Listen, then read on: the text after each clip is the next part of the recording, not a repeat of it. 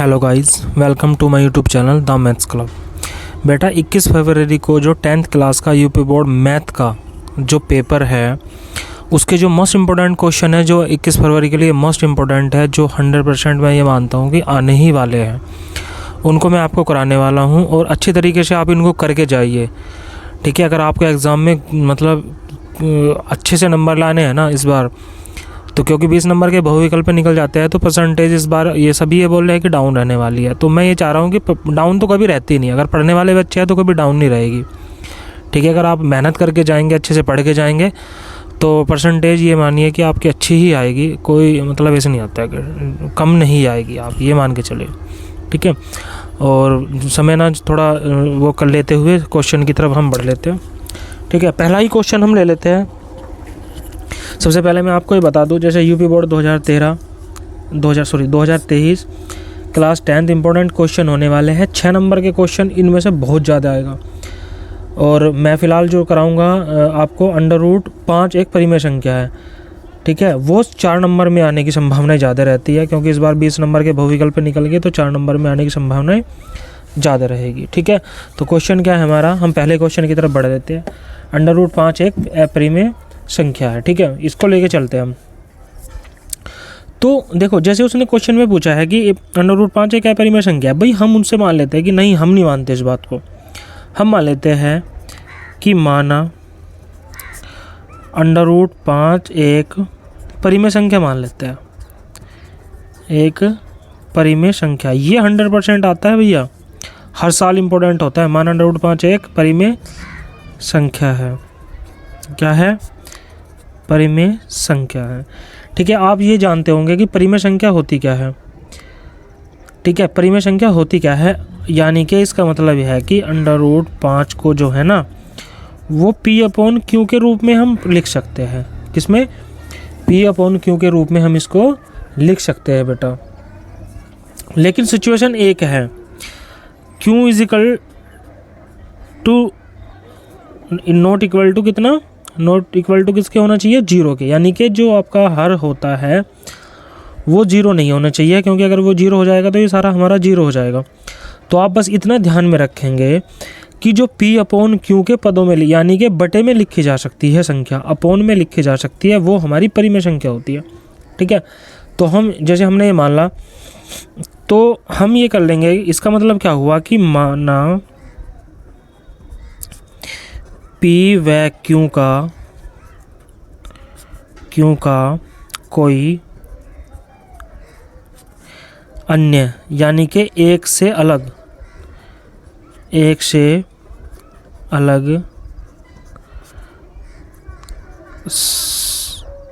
सर्वनिष्ठ गुणनखंड। भाई परिमेय संख्या का ना गुणनखंड बेटा एक होता है ऊपर, यानी कि हर भी और एक भी, उसमें से जैसे आप सपोज करो, मैं यहाँ पे ले लेता हूँ, रफ काम अलग ही करना है। जैसे 7/3 है, ये किसी संख्या से थोड़ा ना कट जाती, लेकिन इसका भी गुणनखंड इसके भी गुना में एक होता है, इसके भी गुना में एक होता है। ये तो एक तरह का भूत मान के चलो कि आप ये होता ही है एक। ठीक है, एक के मतलब एक से अलग कोई उभयनिष्ठ सर्वनिष्ठ, एक से अलग सर्वनिष्ठ गुणनखंड नहीं है, मतलब एक ही है, एक से अलग और कोई नहीं है। तो हमें कंफर्म यही करना है कि एक से अलग कोई और सर्वनिष्ठ गुणनखंड तो नहीं है। अगर है तो फिर हम तो पागल हो जाएंगे भैया जी, क्योंकि हमने तो ये परिमेय संख्या मानी हुई है। ठीक है ना, तो देख लेते हैं। तो इसे क्या करेंगे, इसकी गुना ऐसे करेंगे तो क्या हो जाएगा, P/, ऐसे गुना करेंगे तो क्या हो जाएगा, √5 क्यों। अब इसमें दोनों ओर का क्या करेंगे, दोनों ओर का वर्क कर दो, दोनों ओर का वर्क करो मेरे बच्चा, तो हो जाएगा P² भाई जब हम √5 का स्क्वायर करते हैं तो ये हट जाएगा ना हमारा √, तो ये हो जाएगा 5, और Q का स्क्वायर क्या हो जाएगा, Q²। अब ये बहुत अच्छी बात है, यहाँ से इसका मतलब है इसके गुणनखंड में Q है ना, तो P² जो है ना, P² वो 5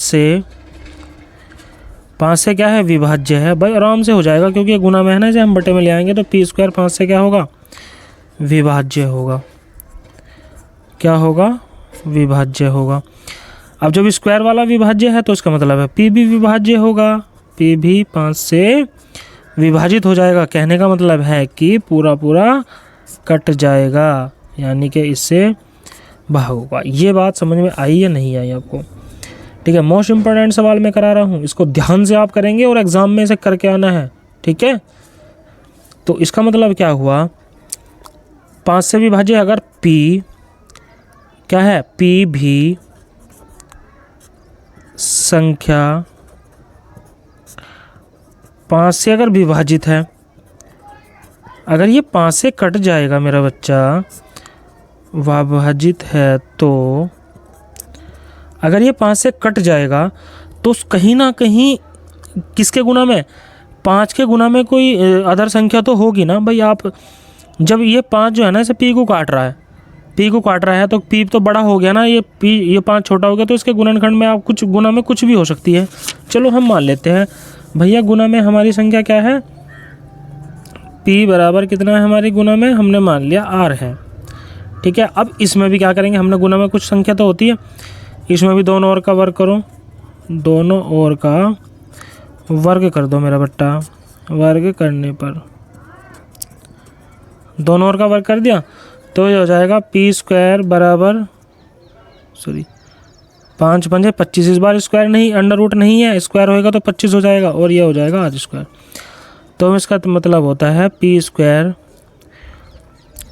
किससे विभाजित है, अभी नहीं, ये थोड़ा सोच में करना है। अब मुझे बताओ P स्क्वायर की वैल्यू क्या है, मैंने अभी P स्क्वायर की वैल्यू पीछे निकल ली ना, यानी P स्क्वायर की वैल्यू पे क्या है 5 क्यू स्क्वायर, परंतु P स्क्वायर बराबर क्या है, P स्क्वायर बराबर है मेरा कितना 5 क्यू स्क्वायर, यहाँ पे रख दो, रखो बेटा। तो P स्क्वायर की जगह आ जाएगा, क्या आ जाएगा 5 क्यू स्क्वायर बराबर 25, R स्क्वायर 5 को बटे में लेके आएंगे तो क्यू स्क्वायर बराबर क्या हो जाएगा 25/5, R स्क्वायर 5 पंजे 25, तो क्यू स्क्वायर बराबर क्या हो जाएगा मेरा 5 R स्क्वायर। थोड़ा समझ में आ रहा होगा, अगर भैया नहीं थोड़ा दिक्कत होती है देखने में, आप बैठने थोड़ा सा ना इसको क्लैरिटी बढ़ा लेना। ठीक है, आराम से, कोई दिक्कत नहीं होने वाली। अब बिल्कुल जो सिचुएशन हमारी ये बनी ना, वही सिचुएशन हमारी यहाँ पे बन रही थी या नहीं बन रही थी, देखो। और मैंने ये क्या लिखा हुआ है, इसका मतलब है P स्क्वायर 5 से विभाज्य है, P भी क्या है 5 से विभाज्य है। भैया ऐसा क्यों हुआ, इसका मतलब है क्यू स्क्वायर 5 से क्या है विभाज्य है, 5 से क्या है विभाज्य है, और क्यू भी 5 से विभाज्य है। भैया जब क्यू स्क्वायर है तो क्यू भी 5 से विभाजित होगा ना, ही होगा। अब भैया आपने तो हमें एक बात कही थी, एक बात क्या कही थी कि जी एक बात कही थी क्या, कि P और Q का सर्वनिष्ठ गुणनखंड केवल 1 है, जो कि ऐसा नहीं हुआ। गुणनखंड क्या है, P का Q भी 5 से कट रहा है और P भी 5 से कट रहा है मेरा बेटा। तो इसका मतलब क्या हुआ, इसका मतलब क्या हुआ कि P व Q का अन्य गुणनखंड क्या है 5 है, अतः यह हमारी अवधारणा का क्या कर रहा है, विरोध कर रहा है। हमारी अवधारणा का विरोध करता है। तो अंडर रूट 5 क्या है, इसका मतलब है अंडर रूट 5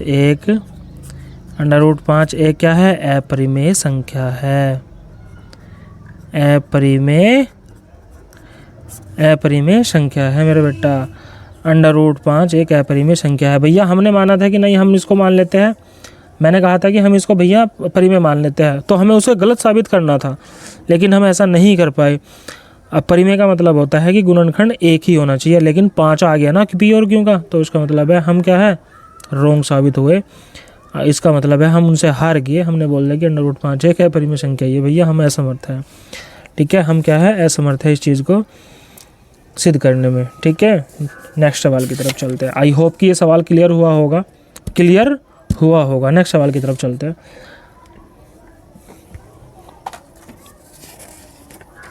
देखो, दो संपूरक, क्या सवाल है, दो संपूरक कोणों में बड़ा कोण, दो संपूरक कोणों में बड़ा कोण क्या है मेरे बेटा, छोटे कोण से कितना अधिक है, 18 डिग्री अधिक है।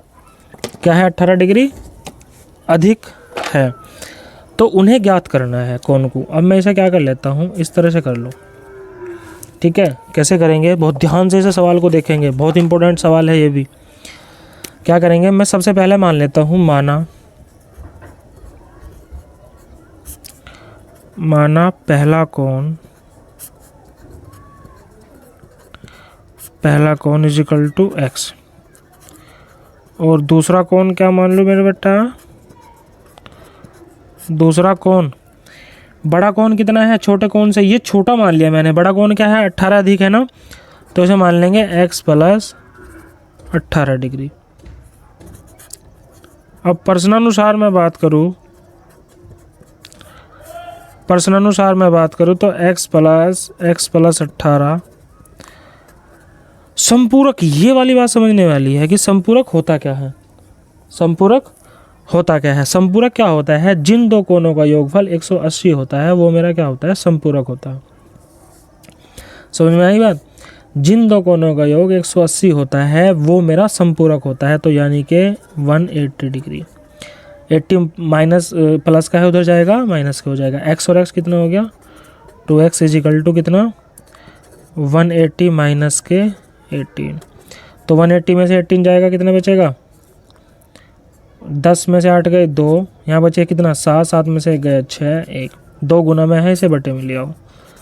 तो x बराबर क्या जाएगा, 2 × 8 = 16, 2 = 2, तो x बराबर कितना आ गया, 81 डिग्री। और दूसरा कोण क्या आएगा, ये तो मेरा छोटा कोण आया, दूसरा कोण क्या आएगा मेरे बेटा, भाई छोटा कोण 81 आ गया, तो इससे 18 अधिक होगा बड़ा कोण।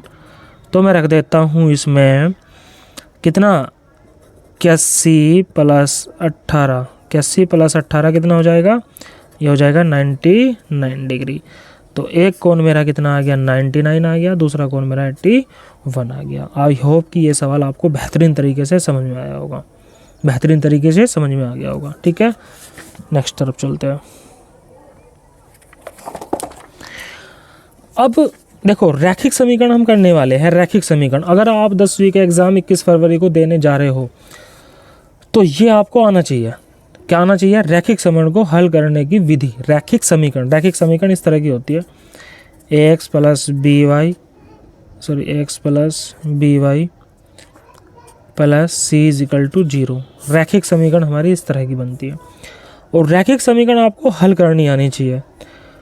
और रैखिक समीकरण कितनी विधि से हल कर सकते हैं, कितनी विधि से आपको हल करनी होगी, एक तो प्रतिस्थापन से, एक विलोपन से, एक बृहज्गुणन से। ये तीनों विधि आपको आनी चाहिए यदि आप 10th क्लास में हो तो, और 21 फरवरी को आप पेपर देने जा रहे हो तो। ठीक है, अगर आप मैथमेटिक्स के जरिए किसी ऊंचाई को छूना चाहते हैं तो आपको मैथमेटिक्स में पकड़ अपनी मजबूत करनी पड़ेगी, और मजबूत केवल एक ही तरीके से हो सकती है, वो है अध्ययन। ठीक है, वो केवल अध्ययन है, अध्ययन ही आपको बचा सकता है मैथमेटिक्स में डूबने से, और आपको अदरवाइज और कोई ऑप्शन है ही नहीं। ठीक है, नेक्स्ट क्वेश्चन की तरफ चलते हैं। बृहज्गुणन, विलोपन, प्रतिस्थापन, मैं इन तीनों विधियों को पॉसिबल नहीं है कि करा पाऊँ, तो आप प्रतिस्थापन से एक सवाल जरूर देख लेना, विलोपन से बहुत आसान है, विलोपन से एक सवाल जरूर देख लेना। मैं आपको करा रहा हूँ बृहज्गुणन। ठीक है, मैं आपको क्या करा रहा हूँ, बृहज्गुणन से मैं इस बार आपको सवाल कराने वाला हूँ। तो आपको ये ध्यान में रखना है मेरे बेटा कि आप बृहज्गुणन से जो है सवाल करेंगे। किस तरह से करेंगे, क्वेश्चन की तरफ चलते हैं। पहला क्वेश्चन है मेरा, क्वेश्चन की तरफ चलते हैं। देखो,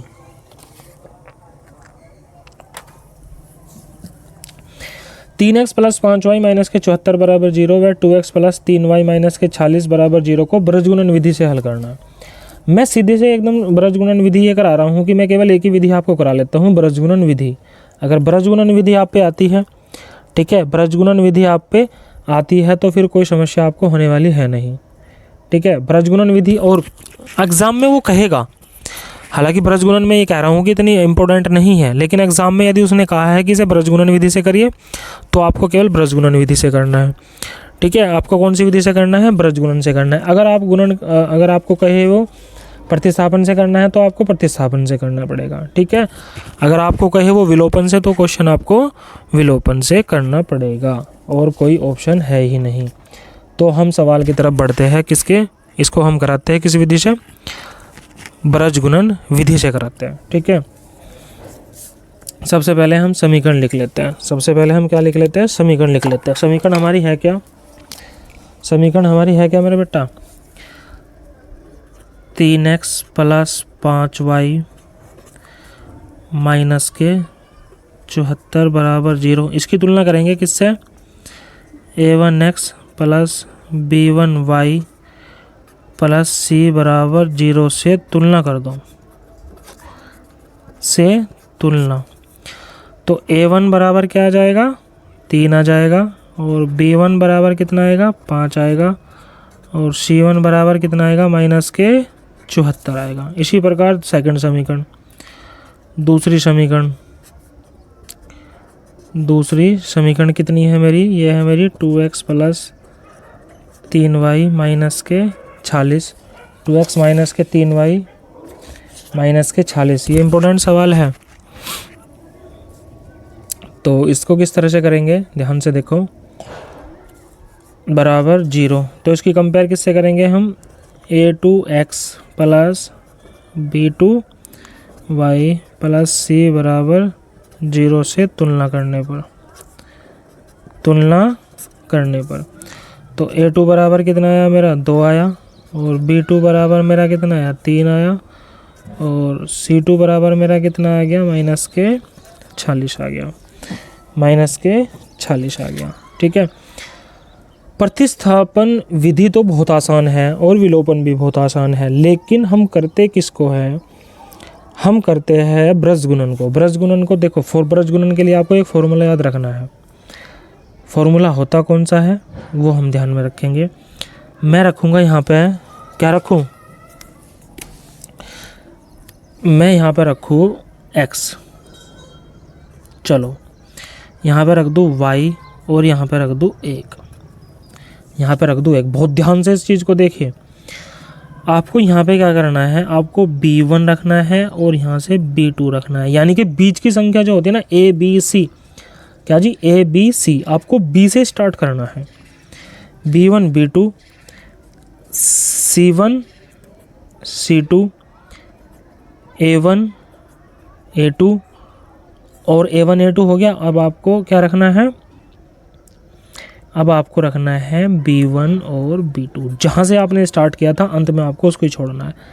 इनकी गुना इस तरह से करेंगे, और ये x के बटे में रखा जाएगा। इसकी गुना इस तरह से करेंगे, और ये x के बटे में रखा जाएगा मेरा बेटा। ठीक है, किसके बटे में रखा जाएगा? x के बटे में ये रखा जाएगा। x के बटे में हम इसको रखेंगे। तो देखिए किस तरह से करेंगे इसको। मैं रख देता हूँ पीछे।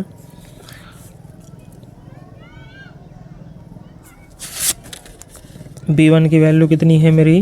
5 और 3। 5 और 3 रख दूंगा यहाँ पे। मैं x ने रख रहा हूँ, 5 और 3 रखी। फिर c1 और c2 कितना है मेरा? देखो यहाँ पे c1 और c2 कितना है भाई? c1 - के 74 और c2 - के 40। -के 74 और - के 40। ठीक है, और फिर a1 a2 कितना है मेरा? a1 3 और a2 कितना है? 2। 3 और 2 यहाँ रखूँगा 3, और यहाँ रखूँगा 2। ठीक है, 3 और 2, और अब क्या है मेरा? b1 और b2, तो ये जो पहले रखा था हमने वही रख देंगे। 5 और 3। इसकी गुना इस तरह से करेंगे, इसकी गुना इस तरह से करेंगे, इसकी गुना इस तरह से करेंगे। ठीक है, ऐसे करेंगे गुना। तो चलो आगे लेके चलेंगे। इसकी गुना ऐसे करेंगे, और इसकी गुना ऐसे करेंगे, इसकी गुना ऐसे करेंगे, और इसकी गुना ऐसे करेंगे। तो करेंगे x बटे, क्या करेंगे? x बटे, करो x बटे तो ये हो जाएगा 5 छंग 30 की 0, 5 चौक 20, 5 छंग 30, 5 चौक 20 और 3 23, माइनस के 23। फिर इनके बीच में माइनस की गुना आती है, इनके बीच में माइनस की गुना आती है। 3 चौक 12 प्लस के, भाई बीच में माइनस आता है ना, तो माइनस माइनस प्लस हो जाएगा। 3 चौक 12 और 3 सते 21, 21 और 12 कितने हो जाएंगे 22, बराबर y ये हो जाएगा माइनस के 3 छंग 18 और 3 चौक 12 और 1 13। इसकी गुना ऐसे करेंगे, माइनस माइनस प्लस हो जाएगा 74, 4 दूनी 8 और 7 चौक 28, 7 चौक 28 बराबर। अब 1 है ऊपर, यहाँ पे x है, यहाँ पे y है और यहाँ पे x है। तो 1/3 तिया यहाँ करेंगे, 2 पंजे 10 और 3 तिया 9। तो x बटे माइनस के ज़्यादा है तो माइनस के हो जाएगा, माइनस के कितना बचेगा, यहाँ पे 6 बचेगा, बराबर यहाँ पे y/0 प्लस के ज़्यादा है ना, तो यहाँ पे प्लस का आएगा। 8 में से 5 गए कितना बचा, 8 में से 3 गए कितना बचा 5 और 1, 150 हो जाएगा, 150 बराबर 1/10 में से 1 जाएगा, 1 ही बचेगा। एक बार इसके बराबर रख लीजिए, ये c की ये वैल्यू, एक बार इसके बराबर। तो x/- के 6 बराबर 1, इसकी गुणा इधर करेंगे तो x बराबर क्या आ जाएगा -6 और y/150 बराबर 1, तो y बराबर कितना आ जाएगा 150 आ जाएगा। तो ये मेरी x की वैल्यू हो जाएगी और ये मेरी y की वैल्यू हो जाएगी। ये बन जाएगा मेरा आंसर। तो आई होप कि ब्रज गुना आपको क्लियर हुई होगी, आई होप कि ये सवाल आपको क्लियर हुआ होगा। ठीक है, नेक्स्ट क्वेश्चन की तरफ हम चलते हैं, नेक्स्ट क्वेश्चन की तरफ चलते हैं बेटा।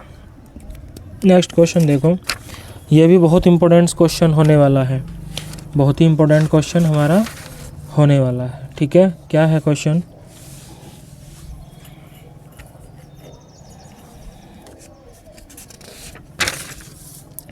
निम्नलिखित रैखिक समीकरण को हल कीजिए।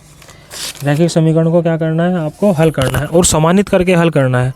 ये बहुत इंपॉर्टेंट सवाल होते हैं एग्ज़ाम के लिए, और एग्ज़ाम में यदि आ जाता है तो फिर इन्हें करना थोड़ा सा समय ज़्यादा लगता है। तो मैं इन्हें कराने की आपको कोशिश ये करा रहा हूँ कि ये आसानी से आपका हो जाए, आसानी से आपका सवाल हो जाए। ठीक है, सवाल की तरफ बहुत तेज़ी से हम चलते हैं। सबसे पहले हम क्या करेंगे, ये रैखिक समीकरण दी हुई है, क्या दी हुई है, रैखिक समीकरण दी हुई है। तो इस रैखिक समीकरण को आपको उसमें बदलना है, इसे समानित करना है और फिर इसको हल करना है, क्योंकि एक्स वाई बराबर अगर इसमें है तो ये बेटा दिक्कत आपको कर देंगे, अगर ये बटे में है ना तो ये आपको दिक्कत करेंगे।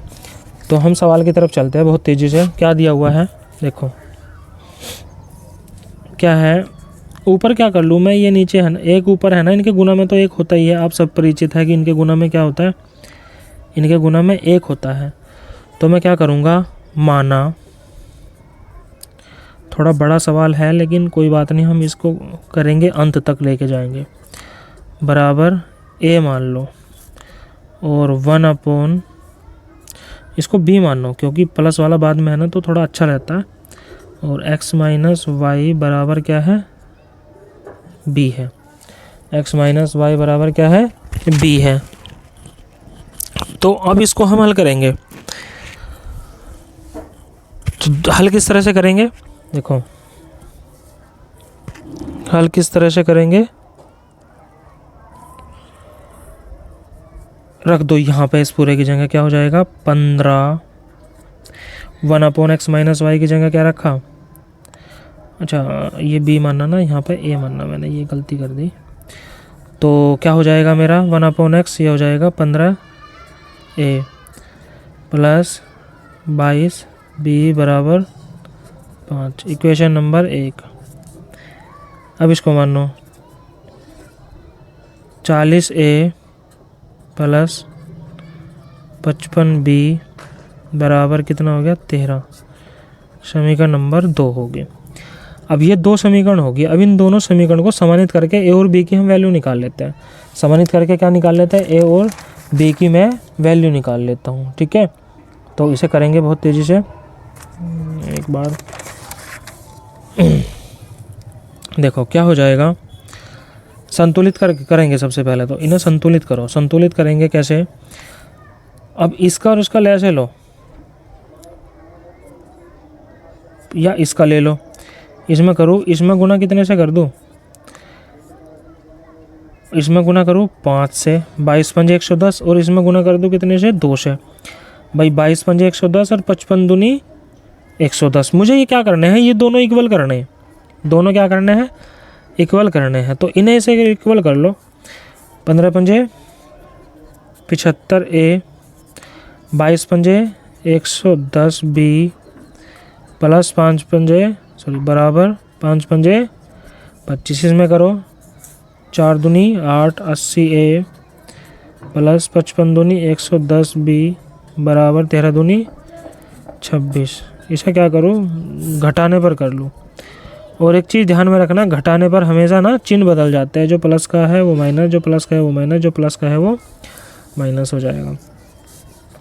तो मेरा ये तो कैंसिल हो जाएगा भाई, 110 प्लस के थे और 110 ये माइनस के, तो ये कैंसिल हो गया। तो माइनस के 5 ए, क्योंकि माइनस के ज़्यादा है, 80 में से 75 गए। भाई आप ये मान के चलिए कि मेरे पास 80 रुपये माइनस का हमेशा कर्जा होता है। मेरे पास 80 रुपये कर्जा था, मैंने 75 रुपये लौटा दिए। प्लस का हमारे कमा के लौटाना ही तो होता है। तो माइनस के ज़्यादा है तो ये माइनस का आ जाएगा, बराबर माइनस के 26 और प्लस के 25। तो माइनस का 1, अब भी कर्जा रहेगा ना क्योंकि माइनस के ज़्यादा है। तो ए बराबर आ जाएगा माइनस के 1/5, ये भी माइनस का। तो ए इज इक्वल टू कितना हो जाएगा, 1/5। ए इज इक्वल टू कितना हो गया, 1/5। तो ये समझ में आ गया। अब ए का मान समीकरण 1 में आप रखो, इसमें रखो। क्या करूँगा, 15 गुना 1/5, यहाँ पर रख दिया 1/5, बराबर 22 बी, बराबर कितना हो जाएगा 5, सॉरी प्लस है। ये थोड़ी ना चिन्ह में आप वहाँ मिस्टेक ना कर देना बेटा।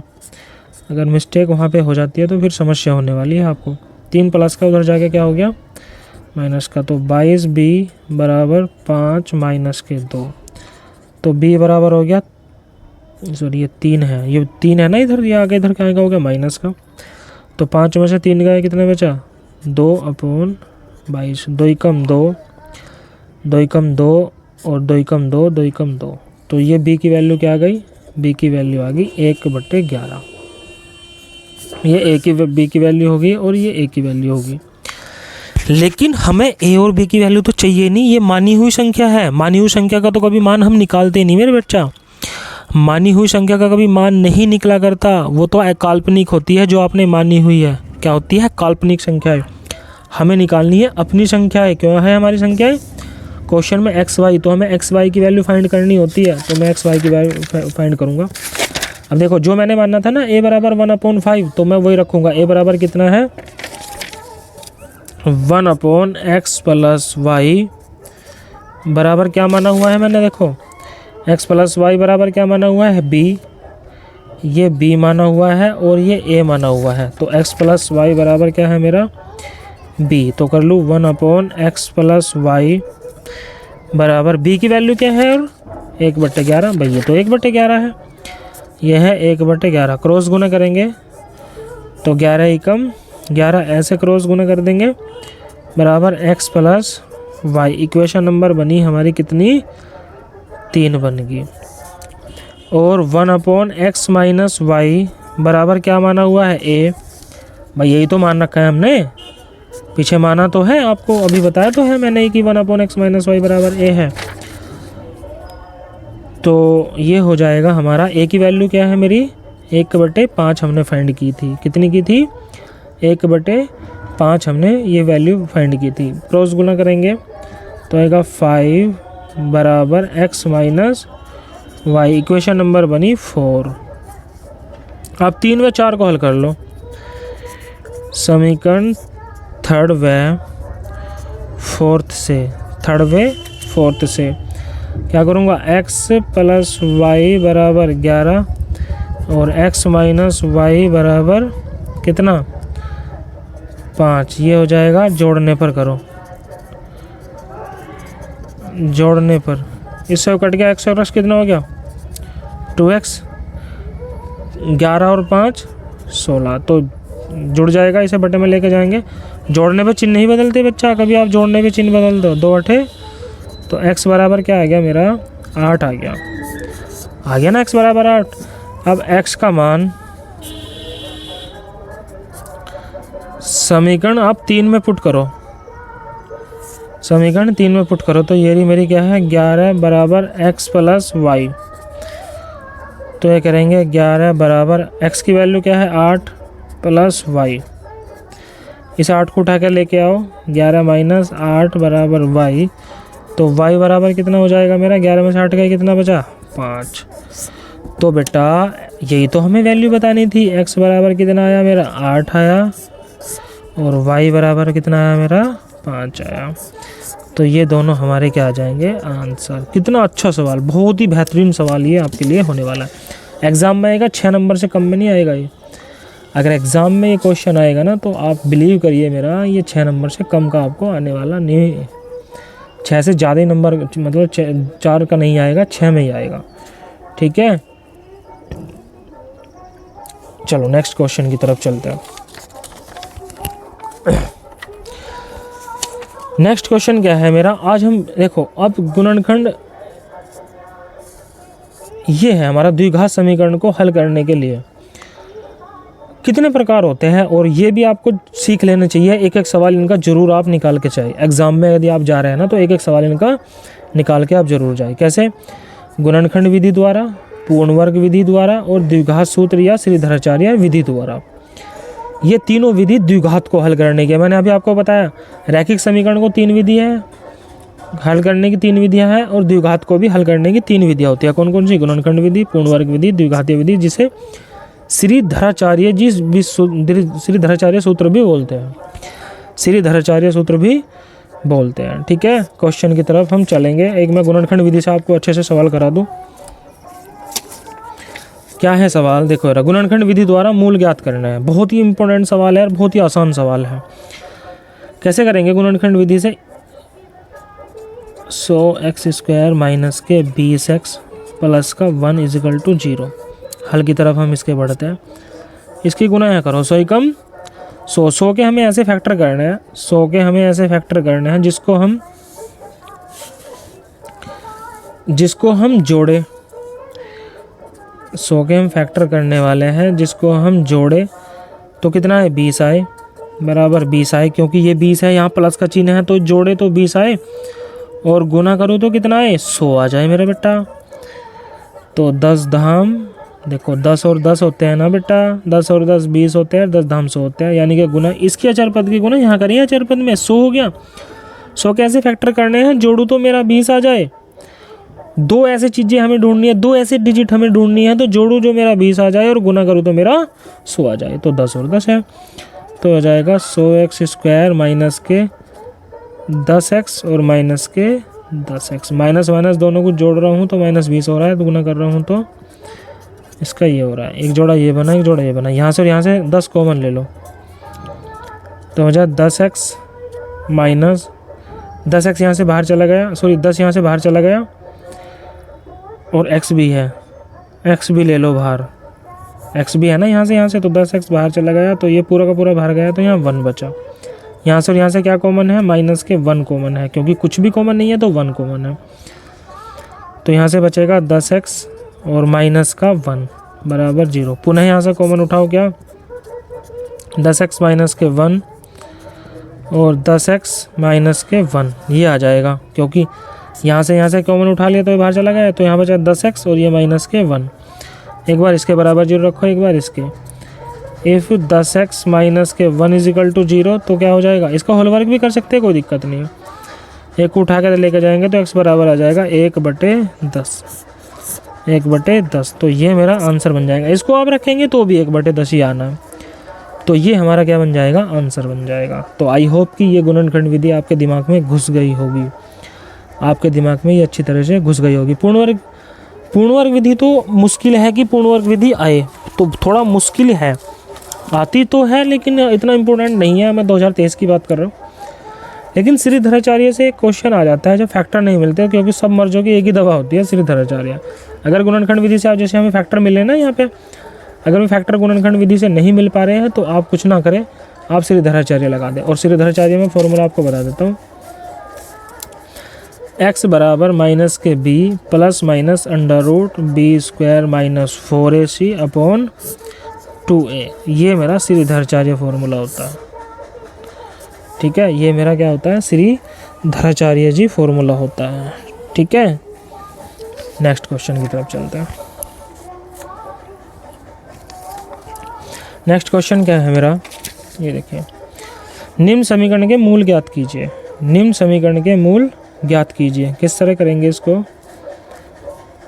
इसकी गुना ऐसे करेंगे, इसकी गुना ऐसे करेंगे, इसकी गुना ऐसे करेंगे, तो हो जाएगा x माइनस के 7, ऐसे कर दी, माइनस इसकी गुना ऊपर करेंगे तो x प्लस आना था, लेकिन बाहर माइनस है तो अंदर का चिन्ह बदल जाएगा, क्या हो जाएगा 4।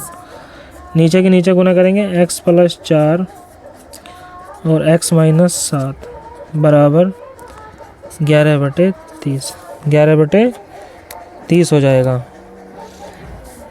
तो इस x से ये x हमारा कट जाएगा, -7 और माइनस के 4 कितने हो जाएगा, -11।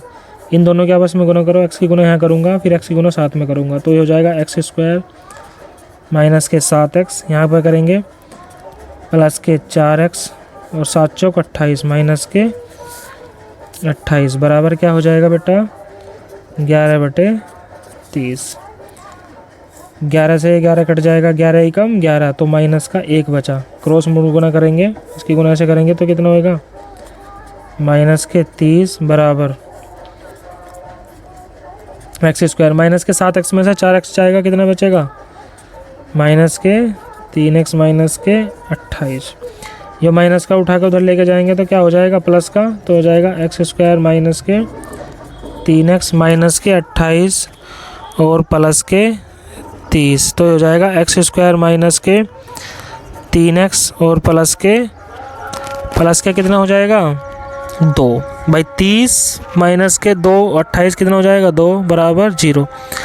और बराबर में सॉरी यहाँ से तो नहीं चलिए, यहाँ से 0 नहीं चलिए, यहाँ से चलिए। अब इसकी गुना यहाँ पे करो, अचर पद 2 ही कम 2, 2 के ऐसे टुकड़े करने हैं जिसे जोड़ूँ तो 3 आवे और गुना करूँ तो 2 आवे। तो क्या बनेंगे मेरे बेटा, ये होंगे एक्स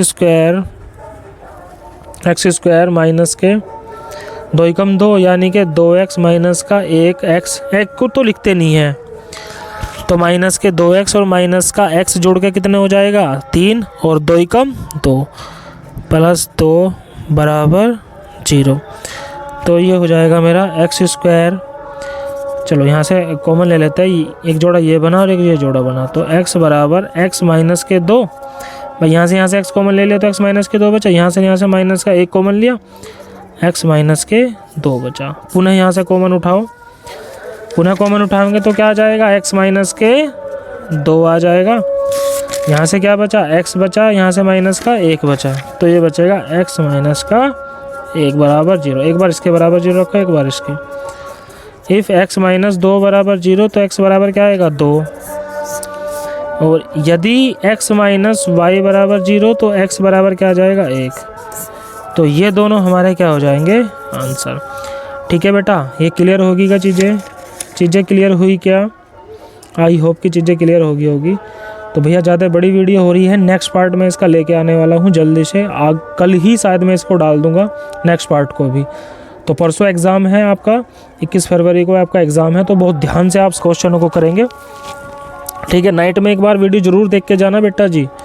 ठीक है, और अभी तक आपने यदि चैनल सब्सक्राइब नहीं किया है तो चैनल सब्सक्राइब जरूर कर ले, क्योंकि मैं आते पूरे इस बार 10th क्लास की ना पूरी तैयारी कराने वाला हूँ। पूरे एग्ज़ाम से 2-3 दिन पहले आपको वीडियो मिल जाया करेगी और आप बहुत अच्छे से अपनी परीक्षा के लिए प्रिपेयर कर सकते हैं। ठीक है, 10th और 12th वालों के लिए मैं 12th वालों के लिए भी डालने वाला हूँ इस बार वीडियो। ठीक है, आज के लिए इतना ही। Thank you so much.